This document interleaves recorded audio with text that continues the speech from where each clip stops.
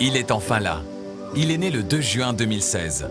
Sa maman, Hao Hao, s'occupe précieusement de son nouveau-né sous le regard du monde entier. Baby P est un véritable miracle de la vie. Le panda géant est une espèce menacée. Moins de 2000 spécimens vivent en liberté dans les montagnes chinoises. Chaque naissance est un symbole d'espoir, un événement historique qui marque les esprits. Oui, il veut boire. Elle veut se coucher, mais lui, il n'est pas d'accord, parce qu'il n'a pas bu assez. Ce petit trésor est choyé et surveillé de près par sa soigneuse Tania. Oups! Il grandit, hein? 2,854 kg. Tu peux le marquer? 2,854 kg. 2,854 kg, l'équivalent de 3 paquets de sucre. À sa naissance, il pesait 121 grammes. Depuis lors, son poids a été multiplié par 23. Ok. Cette naissance est le fruit de la première insémination artificielle sur panda en Belgique. La saison dernière, le professeur Li, spécialiste mondial de la reproduction des ursidés, était venu de Chine pour tenter d'accoupler Hao Hao et Xinghui. Fingers crossed now, hein. Malgré ses efforts, le suspense était total, car à 3 mois et demi, elle ne présentait toujours aucun signe de grossesse.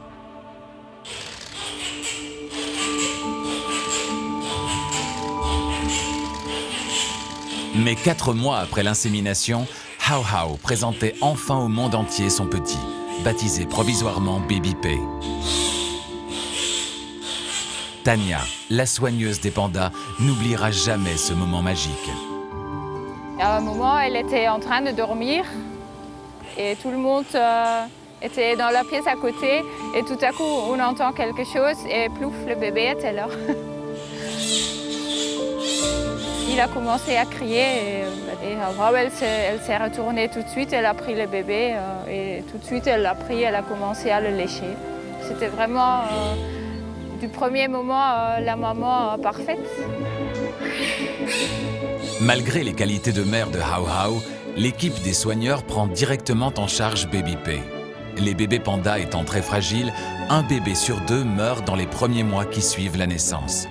Les soigneurs suivent donc de près la croissance de Baby P.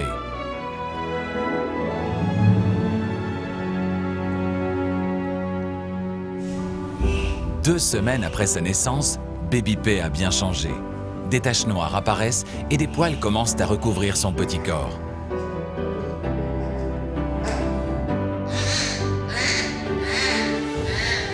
C'est une croissance fulgurante.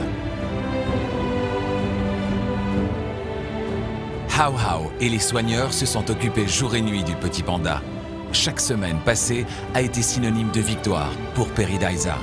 Cette saison, vous allez suivre pas à pas l'évolution de Tian Bao.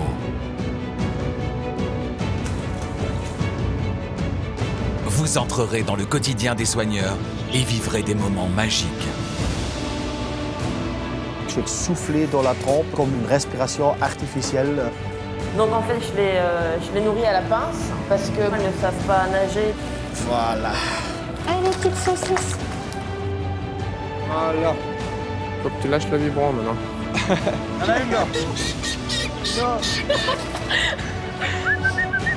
Ouh, ça va faire du bien, ça. Cette année encore, Expédition Paradisa vous ouvre les portes d'un univers exceptionnel et vous fait découvrir l'envers du décor du plus beau parc animalier d'Europe.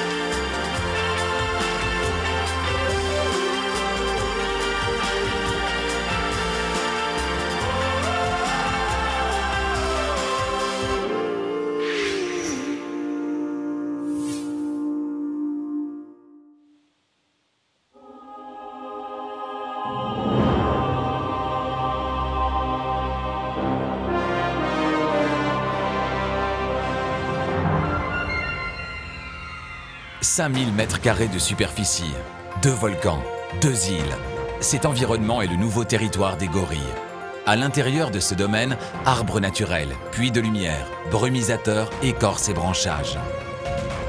Cet espace est une véritable reconstitution des forêts équatoriales d'Afrique centrale, dans lesquelles vivent les gorilles des plaines de l'Ouest.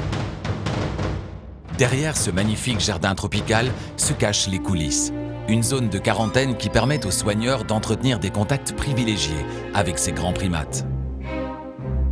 Voici Shomari, son demi-frère Dayo et Wazi. Arrivés il y a peu, ils sont encore en quarantaine pour s'adapter à leurs soigneurs. Une période transitoire indispensable qui touche bientôt à sa fin. Qui a le loup? Hein? Ah ouais.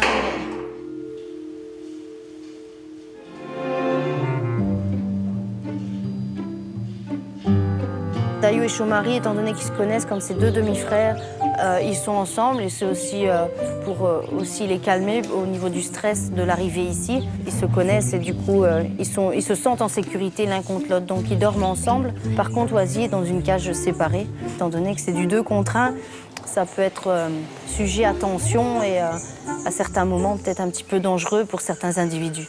C'est gentil mon cœur, tiens, tu peux le prendre. Ah. Dayo, tu restes, hein. Là, super Shomari. Hop, c'est bien les bonhommes. Je m'appelle Elodie, ça fait maintenant 13 ans que je travaille au sein du parc, au sein de l'équipe soigneur. Ma passion, c'était plutôt porter sur l'éléphant. Maintenant, quand j'ai postulé au sein du parc, c'était la place à pourvoir était avec les primates. Je n'étais pas forcément très calée en primates, mais le premier compagnon du soigneur, c'est les bouquins. Donc, avec beaucoup de lectures, on apprend beaucoup. Et puis, en 13 ans de temps, ne vivant qu'avec eux, j'en suis devenue un, mais voilà, on fait partie de la famille. Et c'est un peu le coup de foudre même pour les gorilles. Élodie et Amandine préparent le déjeuner des demi-frères Dayo et Shomari. Il y a du maïs aujourd'hui en extra. Et il y a la salade rouge à essayer. Les gorilles ne sont pas là depuis très longtemps, mais Élodie et Amandine commencent déjà à connaître leurs préférences alimentaires. Une demi-salade parce qu'ils sont pas fans. Aubergine toujours accro. Accro à fond. Moi aussi, la semaine passée. Et un poivron. C'est un régime uniquement végétarien. Le sucre des fruits peut amener beaucoup d'agressivité dans les parcs parce que le taux de sucre peut être source de problèmes au niveau des groupes. Donc on n'utilise que des légumes. Alors ils ont tous les légumes possibles et inimaginables. On a un très bon frigo. On va manger? Tu viens Dayo? Comme. Allez, comme Dayo, comme. Ok. Qui vient ici? Choisissez. Allez. Alors ici, on va Stop. donner à travers la grille, comme ça, eux, ils prennent l'habitude de venir vers nous. On a un contact, on sait vraiment regarder si tout va bien, s'il n'y a pas de bobo, s'ils ont l'air dans un état de santé en bonne forme. Ça nous permet de lier connaissance avec ces animaux et que ce nourrissage permette de faire vraiment la relation de confiance et accepter ce que moi je leur donne. Ça peut être du jeu aussi avec eux, ce moment de nourrissage, et c'est très important sur la journée d'avoir ce contact à la grille. Ouais, super. Mon mari, il n'aime pas les culs des chicons. Ah, mais tiens. Il y a des petites différences quand même, et il y en a qui n'aiment pas certains légumes. T'es intéressé par ce que lui, là? Mais ouais, mais toi, t'as déjà mangé tout ton maïs, mec. Je peux pas t'inventer. Hôtel Hilton, ici. Hein? Ouais. Il tape sur des carottes, il est numéro 1. Le gorille est capable de soulever une charge de 900 kg. Mais derrière ce corps robuste se cache un être paisible et doux. Tiens, mon gars, regarde. La bonne vitamine. Hop. Et Shomari maintenant. Allez, loulou. Comme, bonhomme. Super, t'es un bon bonhomme. Super, loulou. Vitamine D, c'est comme nous en Belgique, on en a besoin. C'est juste un complément vitaminé pour la ration alimentaire et qui nous permet de faire copain-copain, c'est important.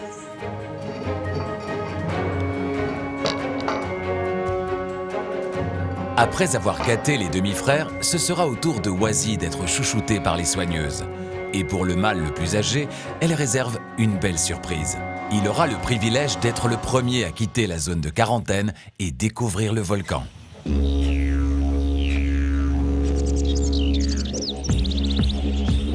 À Paradise, dans une partie du parc, la terre est rouge et les animaux font de drôles de bonds. c'est le bush australien.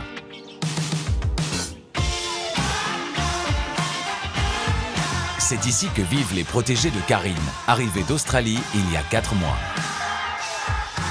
Les koalas, depuis qu'elles sont arrivées, elles se sont bien acclimatées, elles vont très bien.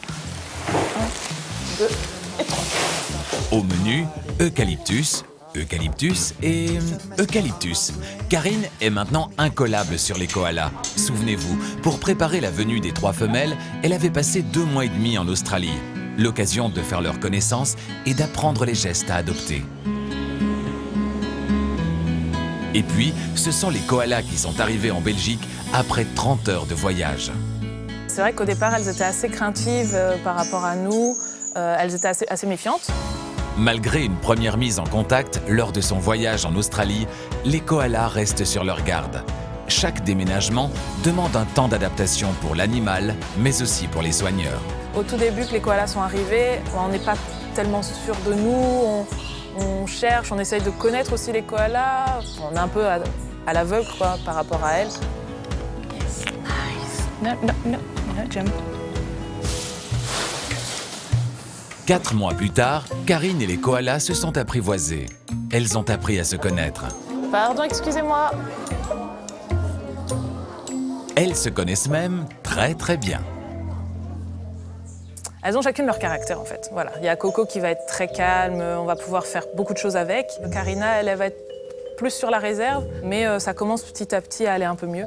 Et par contre, Zelda, elle, ça dépend des jours. Il y a des jours où ça va très bien et des jours où ça va moins bien. Et voilà, c'est Zelda quoi. Allez, on a mon guingamp. Elles ont chacune leur caractère bien à elles. Mais elles ont aussi une chose en commun. Elles se sont bien adaptées à la météo de notre plat pays. Elles ont bien compris qu'en Belgique, on est souvent mieux à l'intérieur. Mais aujourd'hui, il fait 23 degrés. C'est donc l'occasion de faire un petit tour à l'extérieur. Voilà. Regarde. Regarde. Là, tu peux passer là. Allez. Qu'est-ce que tu me fais? Mais tu vas où? Mais non, ça c'est ma main. C'est mon bras, ça.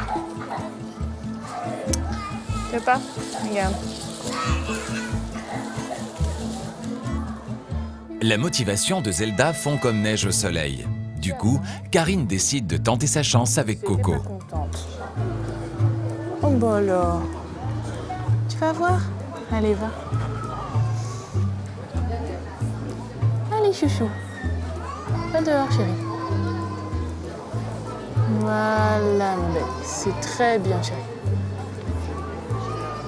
Comme elles n'ont pas de tendance à vouloir y aller toutes seules, je les pose juste derrière la porte de sortie, de façon à ce qu'elles puissent analyser un peu l'environnement extérieur. Il ne faut pas trop les brusquer, donc on va leur laisser le temps et elles vont pouvoir choisir et faire ce qu'elles ont envie. Go, go, go. Allez, go. Tu vas? Bon, visiblement, Karina n'a pas non plus envie de prendre le soleil. Oui, là, on pourrait faire mieux au niveau de la sortie.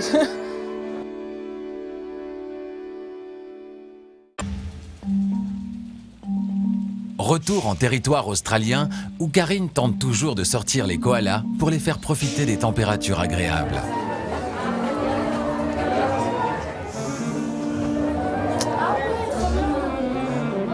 Elle fait demi-tour et elle rentre quasiment instantanément. Bon, c'est pas spécialement frustrant pour nous, mais c'est vrai qu'on peut se poser des questions, savoir si après ça va s'améliorer, si elle va pouvoir sortir et vouloir surtout sortir toute seule. Comme on dit, jamais 2 sans 3. Karine espère que Coco se montrera plus aventureuse que ses 2 copines. C'est toi, tout va bien. En avant.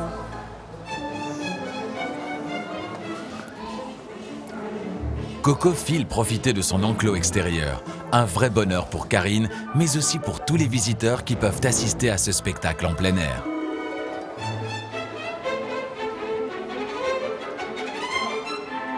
Contrairement à Karina, donc c'est une petite victoire avec Coco. Alors, elle est pas belle la vie? On a beaucoup de chance avec Coco parce qu'elle est restée dehors, elle a pris le soleil, elle en a profité. C'est une bonne chose de fait. Dans les prochaines semaines, on va essayer de laisser ses portes ouvertes avec les branches et l'accès libre à l'extérieur. Et on espère qu'on ne sera plus obligé d'intervenir pour pouvoir les mettre à l'extérieur. Bon, C'était une sortie furtive pour Coco. Certains animaux mettent un peu plus de temps à s'adapter.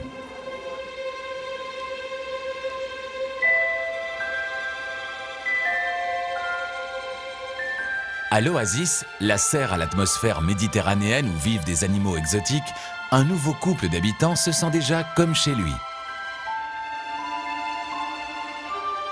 On a reçu deux nouveaux animaux dans la serre Oasis. Il s'agit de couscous, plus précisément l'espèce couscous des célèbres. C'est des animaux qu'on n'a pas l'habitude de voir, qu'on ne rencontre pas dans d'autres parcs animaliers. Donc c'est vrai que là, c'est quand même un défi. On ne connaît pas grand-chose sur eux. On connaît juste leur sexe, donc on sait qu'il y a un mâle et une femelle. Les couscous des célèbres sont originaires d'Indonésie et vivent dans les arbres. Ils se servent de leur queue pour s'accrocher aux branches.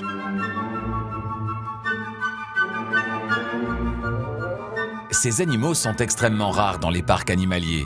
Les couscous sont les derniers arrivés à l'Oasis. Olivier doit se débrouiller pour apprendre à les connaître. Et ça commence par l'assiette. Dis-moi ce que tu manges et je te dirai qui tu es. Alors, ils ont laissé de la courgette. Courgette. Pommes de terre. D'haricots. Tous les jours, on a un petit suivi de voir, ah ben voilà, tel jour ils ont mangé ça, ou alors ils ont laissé beaucoup de ça, ou alors ils ont mangé moins bien. C'est un petit peu à nous à découvrir quel est le régime alimentaire idéal pour eux.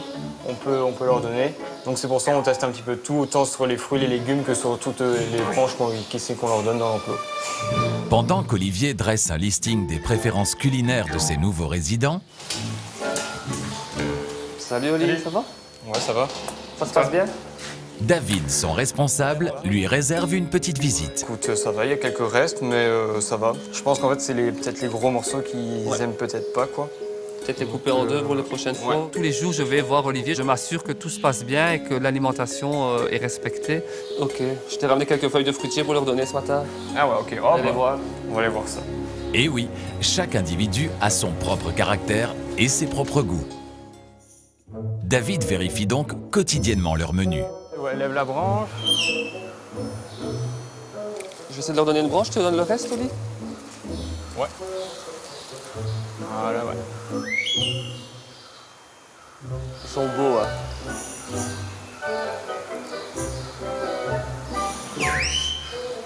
Ils ont de la force, hein. Ils adorent le fruitier. Hein. Ouais, ils préfèrent le fruitier. Ouais.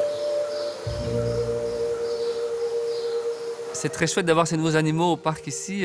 C'est quand même un peu stressant parce que c'est sûr que c'est tellement pas courant dans les parcs animaliers. On a toujours la peur que ça ne se passe pas bien, la peur qu'on fasse des erreurs. J'espère sincèrement que pour la suite, tout se déroule bien pour eux et nous espérons peut-être un jour pouvoir avoir une heureuse nouvelle. La meilleure chose qui puisse arriver, c'est d'avoir de la reproduction, évidemment, quand on sait que c'est une espèce qui est vraiment rare. Donc voilà, oui, non, ça serait vraiment le rêve, hein, mais bon, une chose à la fois. C'est une espèce menacée en Indonésie. La déforestation détruit leur territoire. Une naissance serait dès lors une nouvelle extraordinaire.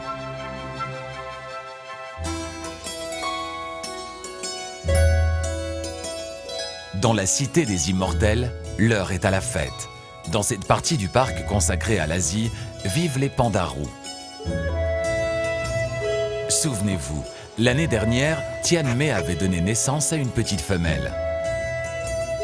Une fois sevrée, elle était partie dans un autre parc animalier. Cette année, Tianmei a réservé une nouvelle surprise à ses soigneurs.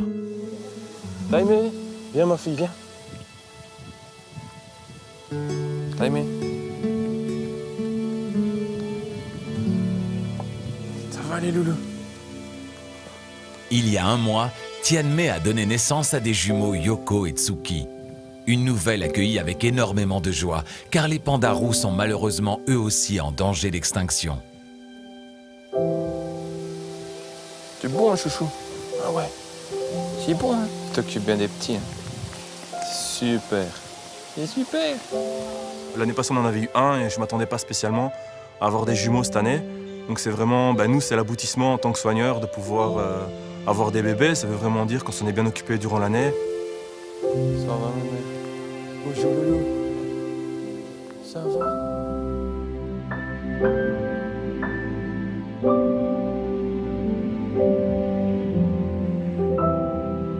Pour l'instant, les petits sont encore trop petits pour être vraiment manipulés, donc on se contente de vérifier que tout aille bien.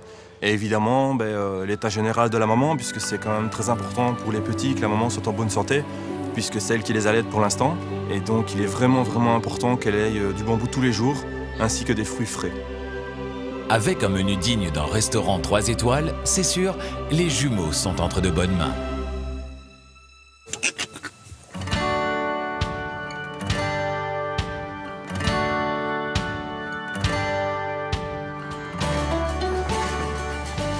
Dans les coulisses de l'île des volcans, Élodie et Amandine ont terminé le nourrissage des demi-frères Dayo et Chomari. C'est maintenant au tour de Wazi d'être au centre de l'attention. C'est le premier à quitter la quarantaine pour intégrer le volcan. Wazi! Salut poulet, ça va mon gros? Aujourd'hui, Wazi a fini son petit passage en backstage. Wazi a été isolé déjà depuis un petit moment par le parc où il était, puisque ça n'allait plus du tout avec le groupe où il était. Donc aujourd'hui, grande première, on va ouvrir la trappe pour lui laisser découvrir le volcan. Salut Loulou!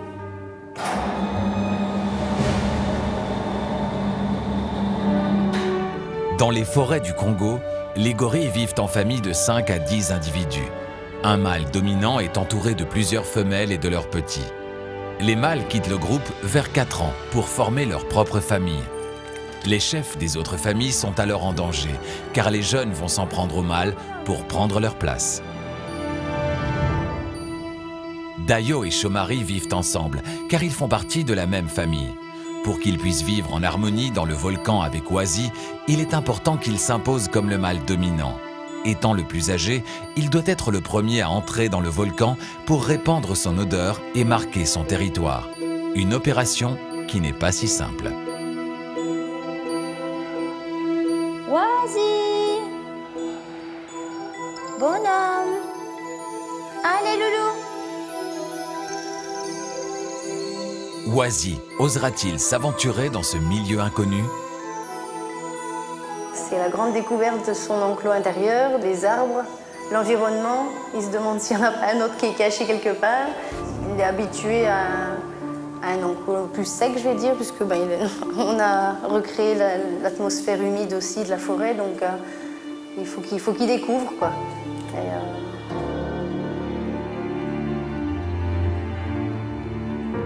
Et pour l'attirer dans le volcan, Élodie a mis en place la méthode du petit pousset. Si la ruse fonctionne, Wazi devrait sortir rapidement.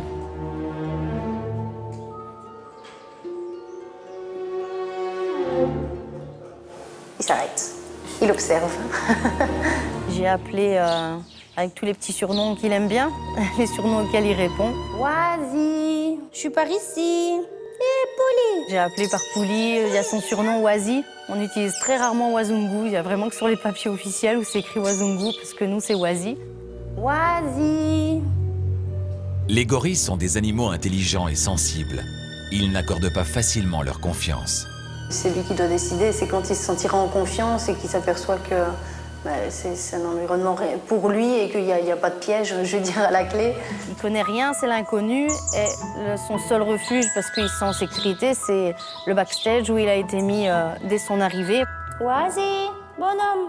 Je peux pas me permettre d'aller lui mettre un petit coup de pied au cul pour refermer la trappe derrière lui. Si j'avais pu rentrer dans le volcan, aller lui prendre la main pour lui dire « Viens gamin, je vais te montrer ce qu'il y a des trucs chouettes », je pense que je l'aurais fait, mais c'est un peu dangereux. Dans ces moments-là, on dépend de leurs mouvements et de leurs décisions.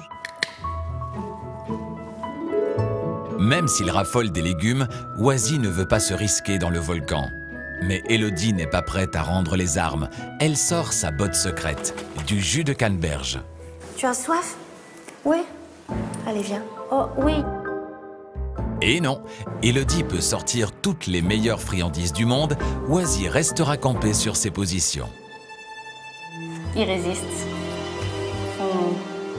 On va patienter, de toute façon on n'a que ça à faire. Hein.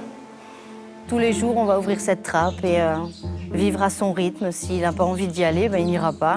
Mais on lui laissera le libre accès et c'est libre choix. Mais quand son estomac grognera un petit peu, ça va aller mieux. C'est un gourmand, donc il faut juste qu'il prenne confiance, quoi. La trappe du volcan est ouverte. Oasis n'a plus qu'à choisir le moment où il voudra sortir.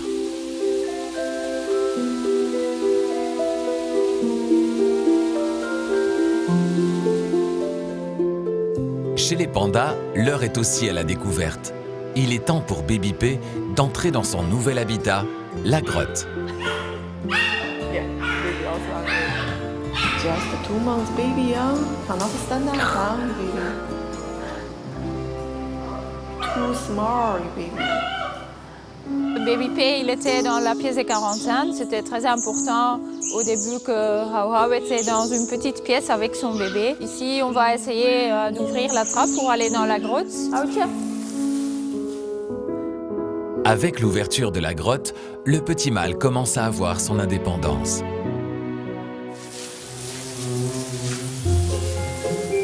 Mais rien ne dit que Baby P sortira aujourd'hui. C'est sa maman qui doit lui donner le signal. Il faut donc la rassurer et pour l'attirer dans la grotte, Tania a disposé plein de bambous tout frais.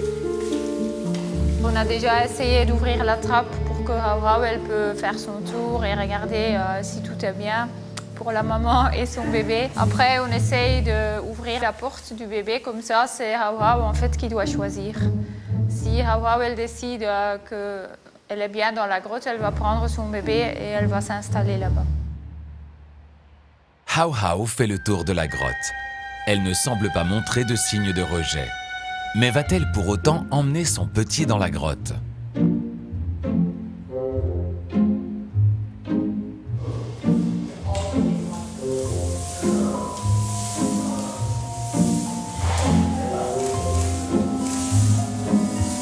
Ce n'est pas gagné. Pour l'instant, Hau Hau attrape son petit et le blottit contre elle. Peut-être va-t-elle enfin se lancer. Cette première sortie semble compromise. Après une demi-heure, toujours pas de panda dans la grotte. Tout ce qu'on peut faire, c'est attendre. On sait rien dire, ça peut se passer aujourd'hui, ça peut être demain, dans quelques jours. C'est Hau Hau qui décide si elle prend son bébé dans la grotte, oui ou non. Tout vient à point, à qui sait attendre. Inutile de presser Hau Hau. Mais avant que le petit Baby P prenne son indépendance, Hau Hau profite d'un câlin. Aujourd'hui, c'est une super bonne nouvelle. Les tortues arrivent des Maldives. Les gorilles sont arrivés maintenant. Le matin, on prend le bébé panda pour voir si tout va bien, s'il n'a pas des blessures.